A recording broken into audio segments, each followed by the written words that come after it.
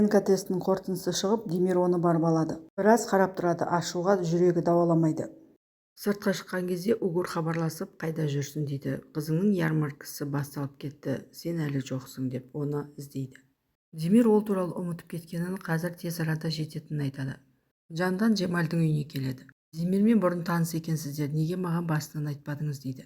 Джемаль өтіріктен, ол кезде Демирмен жақсы танысып алған екенсіздер, айтуға ыңғайсыздандым дейді.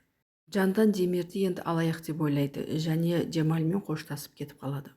Джемаль жоспарларының бәрін біртіндеп іске асырып жатыр. Енді Жандан мен Демирдің де ортасын алшақтатты.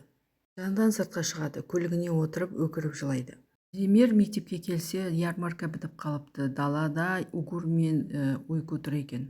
Ойку әкесіне ренжіп қалған екен, өйткені қызының ярмаркасы болатынын әкесі біле тұра келмеді. Демир жұмысы көп болғанын, ұмытып кеткенін және дүкенге барып сауда-саттық жасағанын айтады. Келесі ярмаркада келетінін, ешқашан ұмытпайтынын қызына айтып ақталады. Ойку соңғы кезде әкесінен қашқақтап, оған ренжіп қалған, сөйлеспейтін еді. Үйге келген соң қызына, саған не болды, мен сені ренжітіп қойдым ба, неге менен қашқақтап жүрсің дейді. Ойку айтады, сен менің әкемсің ба, мен сендердің сөздеріңді естіп қойдым, сен ДНК тест жасатпақшы екенсің дейді. Мен сенің қызың емес болсам, онда сен мені бағып асырауға міндетті емессің. Ондайды қайдан алдың, мен сенің әкеңмін. Онда неге тест ДНК-сын жасатпақшысың, менің шашымды алып, екеуіңнің сөздеріңді естідім ғой дейді. Екеуміз бір-бірімізге өтірік айтпаймыз деп сөз берген едік, сен сөзіңде тұрмадың дейді Ойку. ДНК тесті сот үшін ғана жасадым, Асу мен Джемаль сені менен тартып алмас үшін ғана дейді. Асханадағы тұрған ДНК тестінің қорытындысын әкеп диванның үстіне қояды.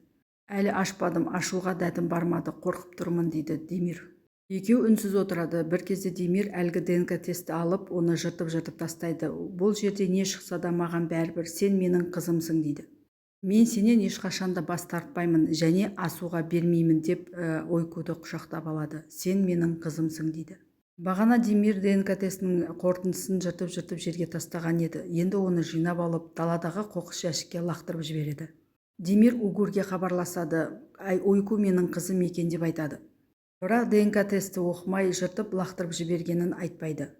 Угур, әрине Ойку сенің қызың, екеуің бір-біріңнен аумайсыңдар, мен саған басында айттым емес пе деп ол да қуанып кетеді. Содан кейін анасы, ертең саған бір жақсы жаңалық болғалы тұр дейді. Бір танысымның айдай сұлу әдемі қызы бар, ертең соны келіп сенімен таныстырады, үйде бол, ешқайда кетпе дейді.